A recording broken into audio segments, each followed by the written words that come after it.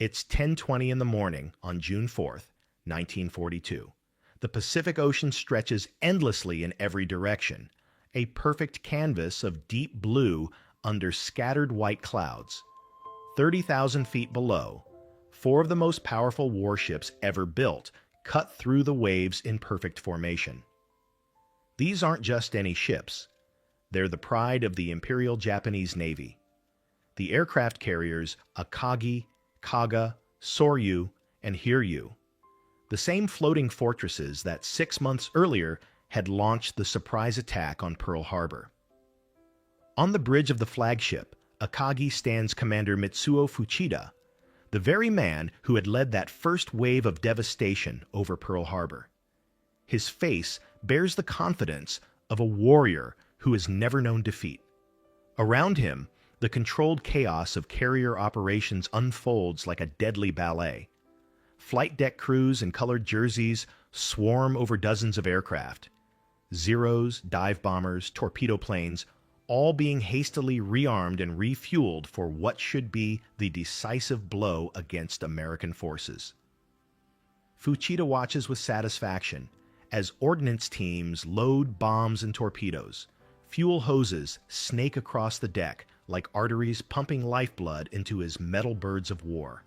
The sweet smell of aviation gasoline mixes with the salt air, while the throb of aircraft engines creates a symphony of power. Everything is proceeding according to plan. In just 5 minutes, Admiral Nagumo will give the order to launch. In just 5 minutes, they'll finish what they started at Pearl Harbor. But Mitsuo Fuchida has no idea that these next 5 minutes won't bring victory. They'll bring a technological shock so devastating that it will shatter Japanese naval aviation forever. He doesn't know that high above him, invisible in those scattered clouds, a weapon he never imagined possible is about to change the course of World War II. The question that would haunt Japanese pilots for the rest of the war was already forming in the morning sky. How could American dive bombers, operating from aircraft carriers hundreds of miles away, appear from nowhere and deliver precision strikes that no one thought possible?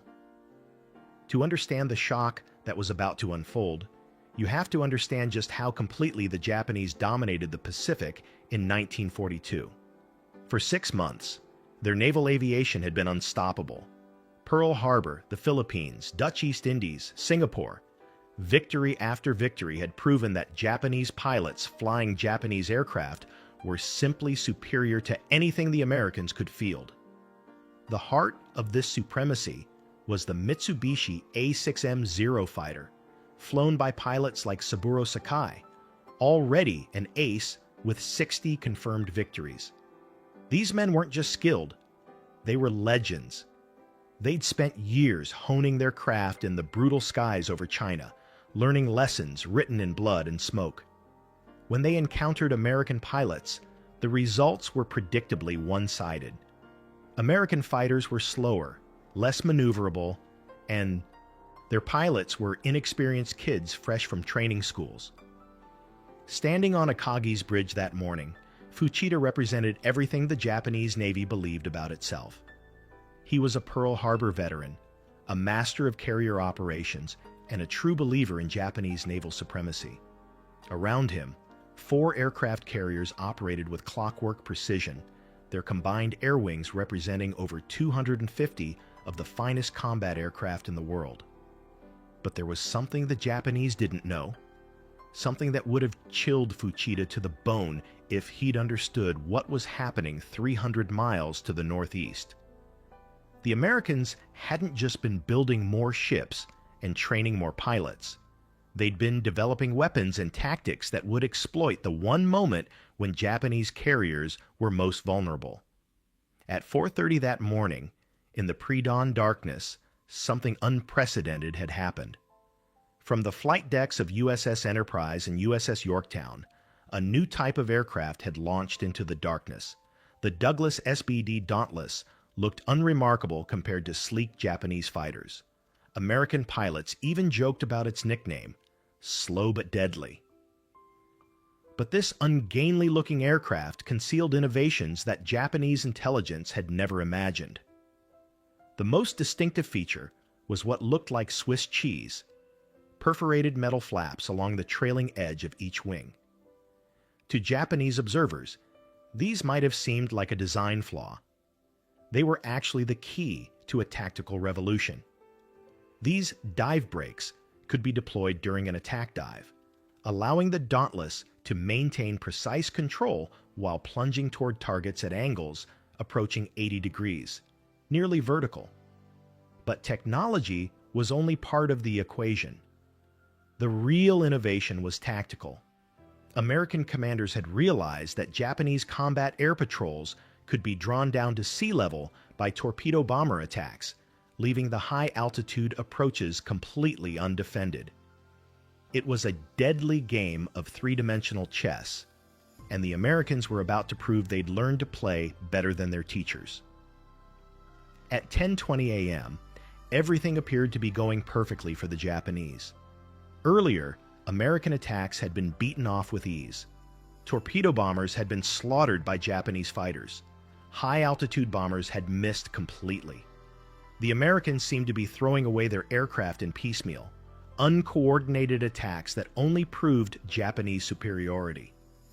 Admiral Nagumo felt confident enough to continue with his planned second strike. On every flight deck, ordnance crews worked frantically to rearm aircraft. Bombs that had been intended for ground targets on Midway were being swapped out for armor-piercing bombs and torpedoes meant to sink American ships. Aviation gasoline flowed freely as fuel crews topped off tanks for the long flight to find and destroy the American fleet. It was exactly the moment American planners had hoped. 4 Japanese carriers caught in their most vulnerable condition, with armed and fueled aircraft covering every deck, fuel lines snaking everywhere, and ammunition stacked in neat, deadly piles. At 10:22 a.m., a lookout on Akagi screamed a warning that would echo through history. Climax sequence. 5 minutes that changed everything. "Hell divers!" The cry ripped across Akagi's bridge like a physical blow. Mitsuo Fuchida's head snapped up, his eyes searching the scattered clouds above. For a split second, he saw nothing. Then his blood turned to ice. Plunging through the cloud cover at impossible angles came shapes that defied everything he thought he knew about aerial warfare. Not 1 or 2 aircraft, but dozens of them, their wings extended into perfect crucifixes of destruction as they dove at angles no pilot should survive. The morning sun glinted off their propeller spinners as they fell toward his ship like bullets fired from heaven itself. The plump silhouettes of the American Dauntless dive bombers quickly grew larger, Fuchida would later write, his voice still trembling with the memory. And then a number of black objects suddenly floated eerily from their wings. Bombs! Down they came straight toward me. What Fuchida was witnessing was a tactical revolution in action. 48 Douglas SBD Dauntless dive bombers from 3 different squadrons had achieved perfect coordination through pure chance. Enterprise's Scouting 6 and Bombing 6 had found the Japanese fleet first, followed moments later by Yorktown's Bombing 3. Together, they represented the most concentrated dive-bombing attack in naval history. The sound was unlike anything the Japanese had ever heard. As each Dauntless deployed its perforated dive brakes, the slotted metal flaps created an unholy shriek that seemed to tear the very air apart. The Swiss cheese holes that had looked like design flaws were actually acoustic weapons, turning each diving bomber into a screaming banshee of destruction. Lieutenant Commander Wade McCluskey, leading Enterprise's attack, had spotted the Japanese formation through a gap in the clouds at exactly 10:22 a.m. "Attack immediately," he radioed, and 37 dive bombers pushed over into their attack dives. At nearly the same moment, 17 Dauntless bombers from Yorktown began their own attack on a different carrier. Lieutenant Norman Dusty Kleiss, a young pilot from Kansas flying his first major combat mission, found himself diving toward the massive form of the carrier Kaga. Through his telescopic bomb sight, he could see Japanese sailors running across the flight deck, their upturned faces white with terror. Armed aircraft sat wingtip to wingtip, fuel hoses still connected, ammunition carts positioned between the planes. It was a bomber pilot's dream target. The mathematics of dive bombing required split-second timing. Kleiss had to judge his altitude, airspeed, wind drift, and target movement while plunging earthward at 250 knots in a 70-degree dive. The perforated dive brakes kept his aircraft stable, but the G-forces pressed him deep into his seat as the carrier grew larger and larger in his sight. At 2,500 feet, Kleiss pressed the bomb release. His 1,000-pound armor-piercing bomb separated cleanly from the aircraft, its yellow nose cone gleaming as it continued downward while Kleiss pulled out of his dive with a force that nearly blacked him out. Across the Japanese formation, the impossible was happening. On Akagi, Fuchida threw himself behind a command post as two massive explosions rocked the ship. The first bomb struck just behind the midship elevator. The second hit near the port side of the flight deck. Under normal circumstances, these hits wouldn't have been fatal to a ship as large as Akagi. But with the flight deck crowded with fueled and armed aircraft, the results were catastrophic. Fuchida watched in horror as secondary explosions began chain reacting across his ship. There was a huge hole in the flight deck just behind the amidship elevator, he remembered. The elevator itself, twisted like molten glass, was drooping into the hangar. Deck plates reeled upward in grotesque configurations. Planes stood tail up, belching livid flame and jet-black smoke. The scene was being repeated with terrifying precision on Kaga and Soryu. Lieutenant Dick Best, leading a small section of Enterprise dive bombers, had achieved something no pilot in history had ever done. He scored direct hits on two different enemy aircraft carriers in a single attack. His first bomb penetrated Akagi's flight deck and detonated in the hangar, setting off a chain reaction among stored torpedoes and bombs. Minutes later, he put another bomb through the flight deck of the carrier Soryu. On Soryu, the devastation was immediate and total. 3 1,000-pound bombs struck within minutes, and the ship was transformed into what one survivor called a hell of smoke and flames. Captain Ryosaku Yanagimoto, beloved by his crew, chose to go down with his ship, standing on the bridge sword in hand, calmly singing Kimigayo, the Japanese national anthem, as flames consumed his command. The most shocking aspect wasn't just the destruction, it was the precision. American dive bombers, operating from carriers hundreds of miles away, had achieved accuracy that Japanese planners had thought impossible. The perforated dive brakes that looked so crude had actually enabled a level of bombing precision that turned each Dauntless into a guided missile with a human brain. But perhaps no Japanese pilot experienced the shock of American dive bomber capabilities more dramatically than Saburo Sakai, Japan's most famous ace, on August 7, 1942, over Guadalcanal. Flying his Zero at 13,000 feet, Sakai spotted what he thought were 8 American F-4F Wildcat fighters circling below. Easy prey for a pilot with 60 victories. "I was in a trap," Sakai later wrote, his voice still filled with disbelief decades later. The enemy planes were not fighters, but bombers, the Avenger torpedo planes, types I had never seen before. From the rear, they looked exactly like Wildcats, but now they're extra size. What happened next shattered every assumption Japanese pilots had about American bomber aircraft. As Sakai closed for what should have been an easy kill, 8 tail gunners opened fire simultaneously. The Dauntless wasn't just a bomber. It was a flying fortress with defensive firepower that could challenge the best fighter pilots in the world. There was only one thing to do: keep going and open up with everything I had, Sakai remembered. I jammed down on the firing button.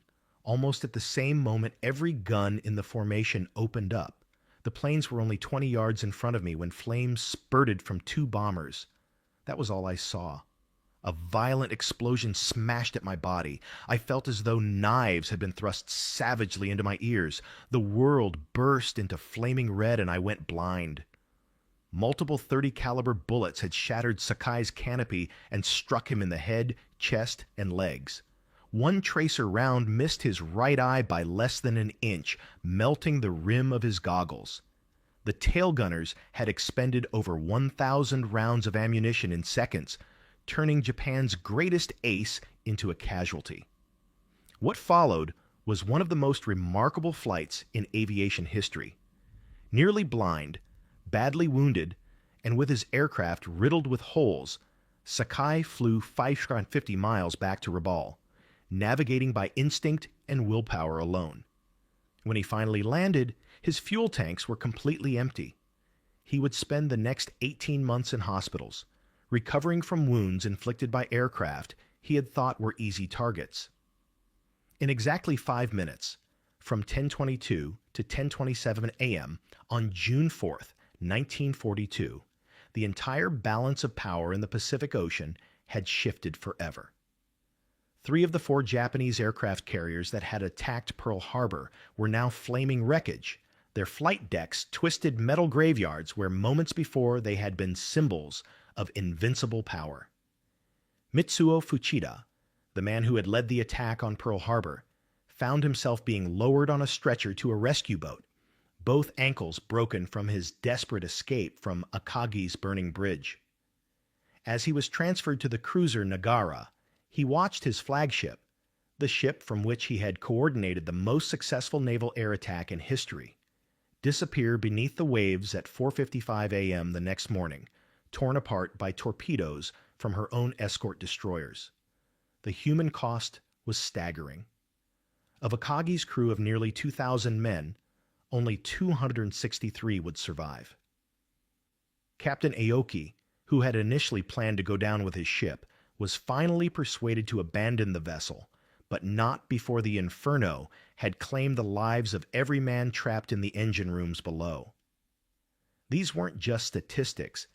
They were the most experienced naval aviators in the world, irreplaceable veterans whose loss would cripple Japanese naval aviation for the rest of the war. What had made this devastating success possible wasn't just courage or luck. It was a technological revolution that Japanese intelligence had completely missed. The Douglas SBD Dauntless represented innovations that seemed minor but proved tactically decisive. Those perforated dive brakes, the Swiss cheese flaps that looked so crude, allowed American pilots to maintain control during dives at angles the Japanese had thought impossible. A typical attack run began at 18,000 feet and continued at angles approaching 80 degrees until the pilot pulled out at just 1,800 feet above the target.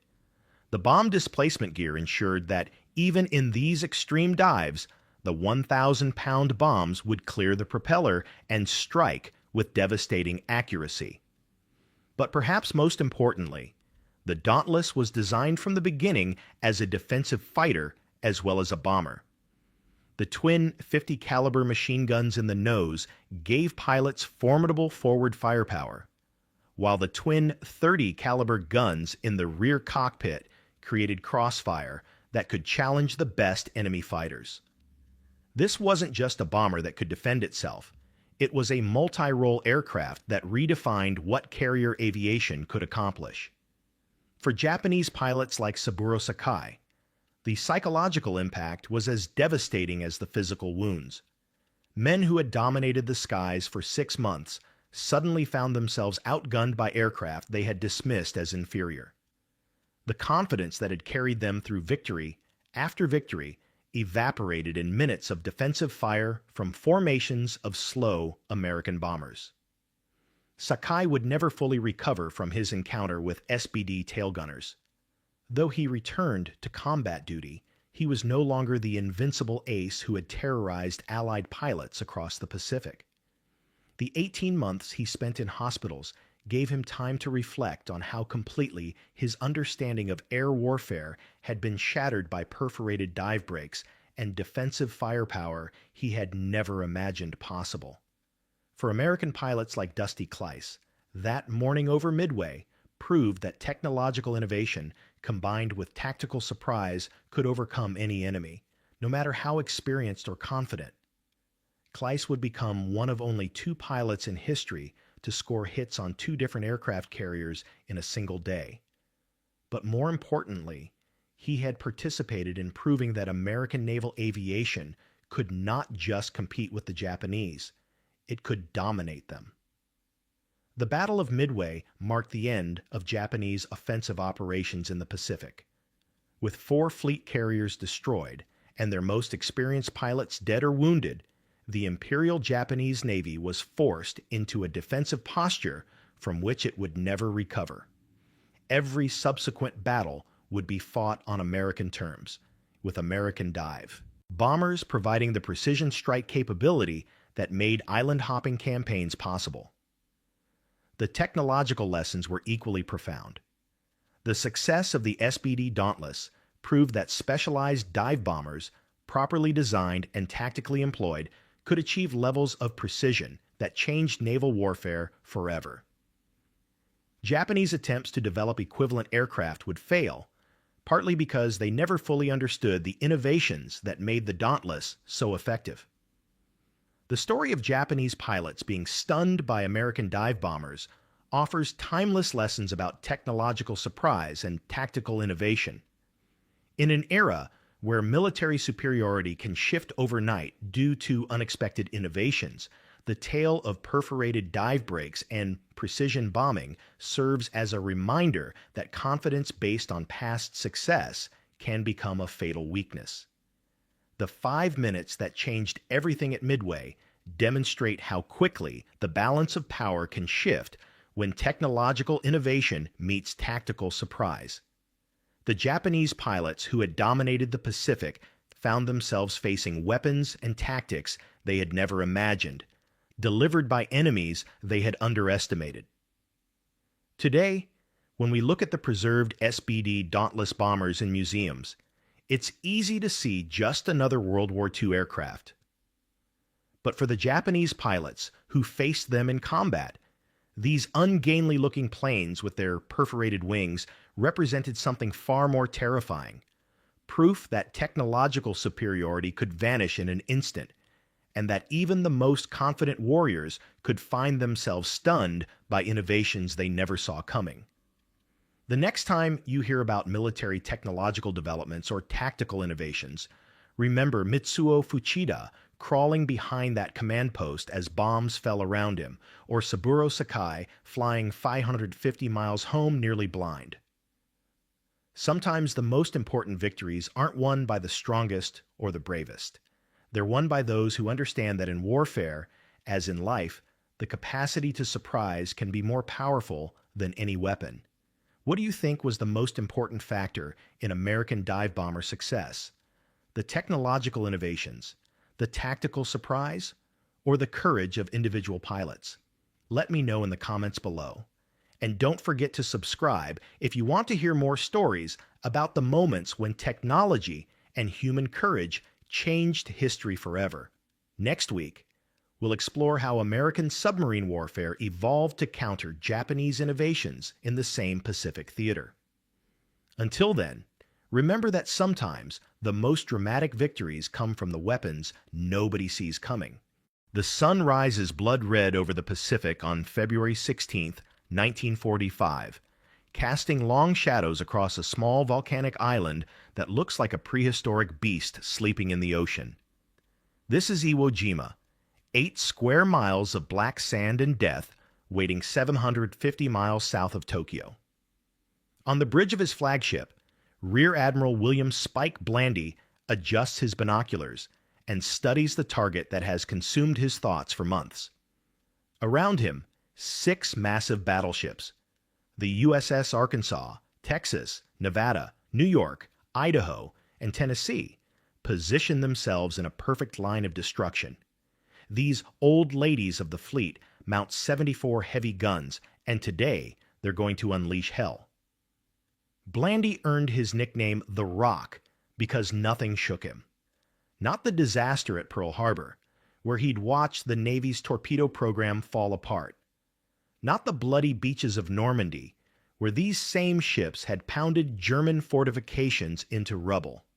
Today, he commands the most devastating pre-invasion bombardment in Pacific War history. But 8,000 yards away, deep beneath Mount Suribachi's volcanic slopes, Japanese Colonel Kanehiko Atsuchi crouches in his underground command bunker, watching the American fleet through a periscope. His weathered hands grip a field telephone, connecting him to 1,000 men buried in caves and tunnels throughout the extinct volcano. These aren't ordinary defenses. They're part of an 18-mile underground labyrinth that has taken 8 months to build. Atsuchi knows something Admiral Blandy doesn't, something that will turn the next 3 days into America's most expensive lesson in the Pacific War. The morning air carries the smell of sulfur from Iwo Jima's volcanic vents, but soon it will reek of cordite and death. In a few hours, the most powerful naval bombardment in history will begin. When it ends, both sides will discover that brute force means nothing against an enemy who understands that the real battle happens where you can't see it.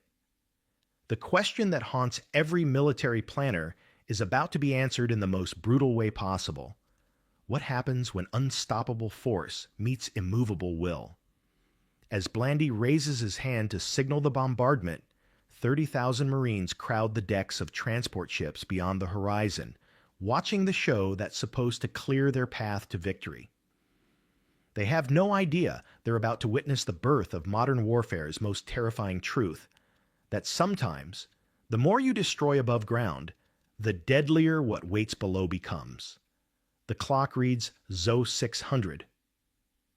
In 60 seconds, the Pacific War's bloodiest chapter will begin not with a Japanese attack, but with an American one that will fail so catastrophically that it changes the course of history itself. To understand what's about to unfold, you have to go back 8 months to June 1944, when Lieutenant General Tadamichi Kuribayashi first set foot on Iwo Jima. Unlike every other Japanese commander in the Pacific, Kuribayashi had lived in America. He'd studied at Harvard, knew American industrial might, and understood that Japan couldn't win this war through conventional means. Standing on Iwo Jima's black beaches, watching his engineers survey the terrain, Kuribayashi made a decision that would redefine warfare itself. He would not fight the Americans at the water's edge, where previous Japanese defenders had been slaughtered by naval gunfire. Instead, he would let them land, let them celebrate, let them think they'd won, and then kill them from positions they never saw coming. The Americans will come, he told his officers, and when they do, we will make them pay for every yard with their blood. What Kuribayashi built over the next 8 months was unprecedented in military history. Using Iwo Jima's natural caves and volcanic fissures, Japanese engineers blasted an underground city. Command bunkers 75 feet below ground, connected by tunnels wide enough for trucks. Artillery positions carved into Mount Suribachi's heart, with firing ports disguised as natural cave openings. Storage rooms filled with ammunition, water, and medical supplies. Barracks for 21,000 men who would live like moles for months. Every position was designed to survive naval bombardment. Every tunnel had multiple exits. Every gun emplacement could support 2 others with crossfire. When American B-24 bombers pounded the island daily, starting in December 1944, they hit empty bunkers and dummy positions while the real defenders waited safely underground. Admiral Blandy knew none of this as his bombardment plan took shape. 3 days of shelling would precede the Marine landing, 4 times the firepower used at Tarawa, where similar defenses had been obliterated in hours. Marine commanders begged for 10 days of bombardment, but Blandy was confident 3 would be enough. "We'll blow that island off the map," he told his staff. "Nothing can survive what we're about to throw at them." At 0803 on February 16th, the USS Tennessee's 14-inch guns roar to life.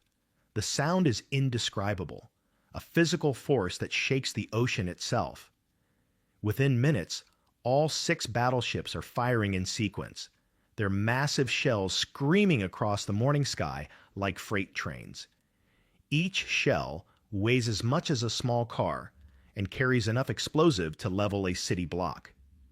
From the transport ships, Marines watch in awe as Iwo Jima disappears behind walls of smoke and flame.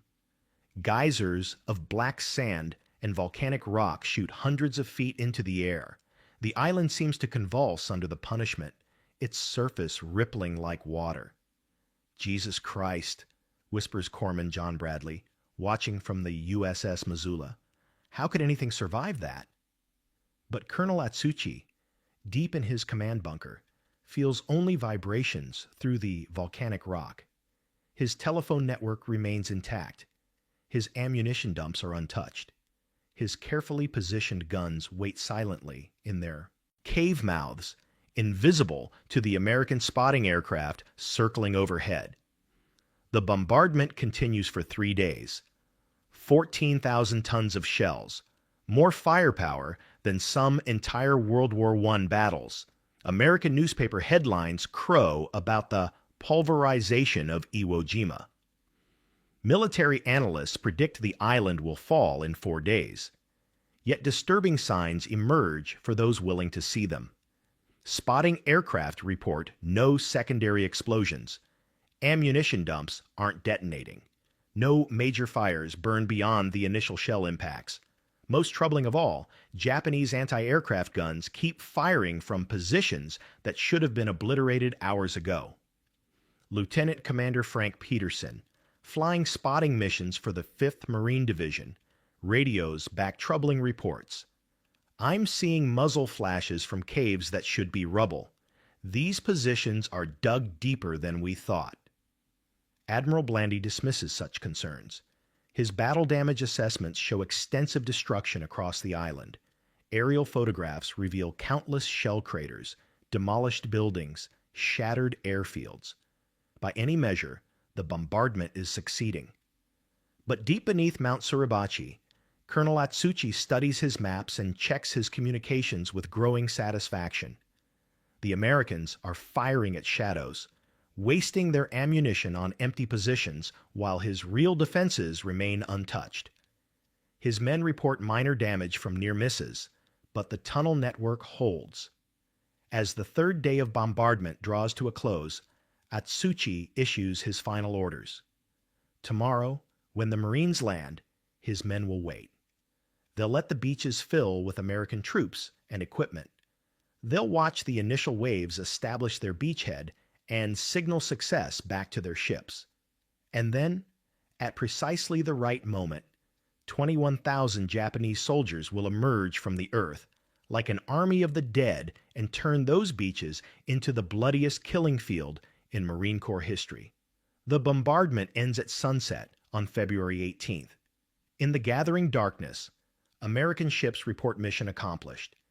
Intelligence estimates suggest Japanese strength has been reduced by 60%.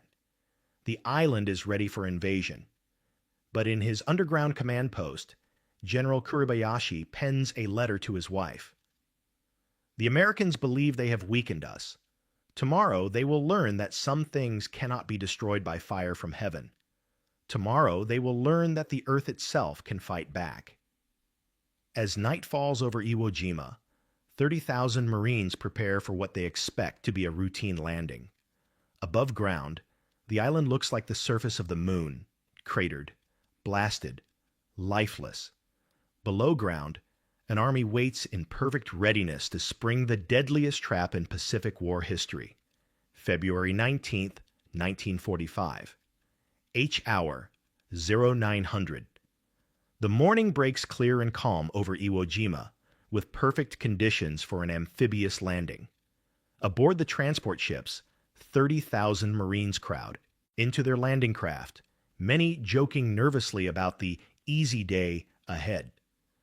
The 3-day bombardment has left the island looking like a moonscape. Surely nothing could have survived that hell. Private Jim Naughton of the 28th Marine Regiment climbs into his Higgins boat, loaded down with rifle, ammunition, and field pack. Around him, his buddies are uncharacteristically quiet. Nobody talked, he would later recall. God only knew what was ahead of us. At 0859, precisely on schedule, the first wave of LVT amphibious tractors churns toward Iwo Jima's southeastern beaches. Behind them, waves of Marines follow in sequence, timed to hit the beach every 5 minutes like clockwork. It's the largest amphibious assault in Pacific War history, a perfectly orchestrated ballet of sea power and Marines. Admiral Blandy watches from his flagship as the first LVTs touch the black volcanic sand. His spotters report no enemy fire, no resistance. The bombardment has worked exactly as planned, but those black beaches hold a terrible secret. The sand isn't just dark, it's made of volcanic ash so fine that men sink to their ankles with every step. Running is impossible. Digging foxholes is like trying to shovel water. The Marines who stumble off their landing craft find themselves trapped in nature's own killing ground. Lieutenant Colonel Chandler Johnson of the 2nd Battalion, 28th Marines, watches his men struggle forward in slow motion, weighed down by equipment and fighting the treacherous footing. Behind them, more landing craft arrive every 5 minutes, creating exactly the target-rich environment General Kuribayashi has been waiting for. For 30 minutes, an eerie calm settles over the beaches. Marines push inland, securing their objectives with surprising ease. Some begin to believe the bombardment actually worked. Radio reports flow back to the fleet. Landing proceeding according to plan, light resistance. Deep beneath Mount Suribachi, Colonel Atsuchi watches through his periscope as the beaches fill with American troops and equipment. Trucks bog down in the sand. Artillery pieces sink to their axles. Ammunition dumps stack up in neat, vulnerable piles. When he counts 10,000 Marines crowded onto the narrow beachhead, he picks up his telephone. "All stations," he speaks calmly into the receiver, "commence firing." The earth erupts. From hidden positions throughout Mount Suribachi, Japanese artillery opens fire with scientific precision. Every gun has been pre-sighted on specific zones of the beach. Every range has been calculated and tested. Shells begin falling among the Marines with mechanical regularity, one every few seconds, perfectly placed to inflict maximum casualties. But it's not just Mount Suribachi. Across the entire island, 21,000 Japanese soldiers emerge from their underground positions like an army of the dead. Machine guns chatter from cave mouths that should have been obliterated. Mortars fall like deadly rain from positions that don't appear on any American map. Artillery pieces fire from bunkers that survived 3 days of the heaviest bombardment in Pacific War history. Private Naughton finds himself pinned down in the black sand, unable to move forward or back as Japanese fire sweeps the beach in systematic patterns. It was like they had the whole area dialed in, he remembered. Every few yards, another shell would land exactly where they wanted it. The Marines are trapped. Behind them, the ocean. Ahead, a 15-foot terrace of volcanic ash they can't climb. Around them, perfectly coordinated fire from positions they can't see. Men begin falling by the dozens, then by the hundreds. Lieutenant Colonel Johnson, watching his Marines die in the killing ground, makes the decision that will define his legacy. Standing up in the hurricane of fire, he bellows at his men. "Okay, you bastards, let's get the hell off this beach." It becomes the rally cry of Iwo Jima. Marines who can't run begin crawling forward through the deadly sand, using sheer will to overcome the trap that has been set for them. Some die within yards of their landing craft. Others make it to the terrace and begin the agonizing climb up the volcanic ash wall, knowing that Japanese gunners are waiting for them at the top. But Admiral Blandy's old ladies aren't finished fighting. As reports of the massacre reach the fleet, something unprecedented happens in naval warfare. The battleships abandon their safe positions and charge directly toward the beach. Captain Harold "Pop" Grosskopf of the USS Nevada makes a decision that breaks every rule in the naval handbook. He orders his ship to close to 2,500 yards, point-blank range where a lucky Japanese shell could sink his battleship. But his Marines are dying, and nothing else matters. At 15:12, Nevada's 14-inch guns open fire in direct fire mode, like massive rifles aimed at specific targets. Grosskopf has spotted muzzle flashes from a cave complex east of the beaches. Guns that have survived 3 days of bombardment are still killing his Marines. Nevada's first salvo screams across the water in a flat trajectory, striking the cliff face with pinpoint accuracy.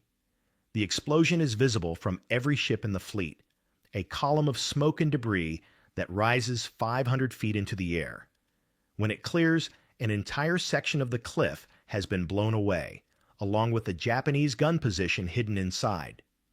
"That's how you do it," shouts a Marine artillery observer watching from the beach. Get those Navy boys in close where they can see what they're shooting at. Other battleships follow Nevada's lead.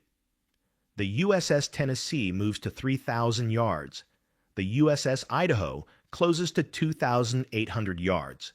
For the first time in the battle, American firepower is being applied with surgical precision against targets that are actually there, not just suspected positions marked on outdated maps, but the damage is already done.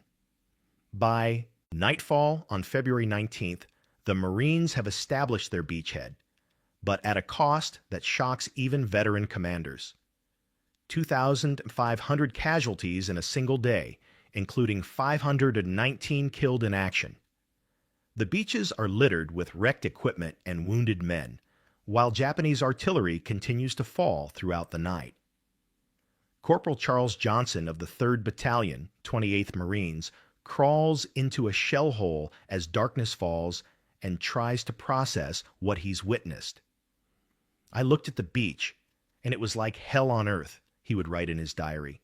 "Bodies everywhere, equipment burning, and we still don't know where they're firing from." The 3-day bombardment, 14,000 tons of shells, the most devastating pre-invasion barrage in Pacific War history, has failed catastrophically. Instead of destroying Japanese defenses, it has merely driven them underground where they've become deadlier than ever. The Marines have landed successfully, but they've walked into the most sophisticated trap ever devised in warfare. As the first night on Iwo Jima descends, both sides understand that everything has changed. This won't be a 4-day battle, as predicted.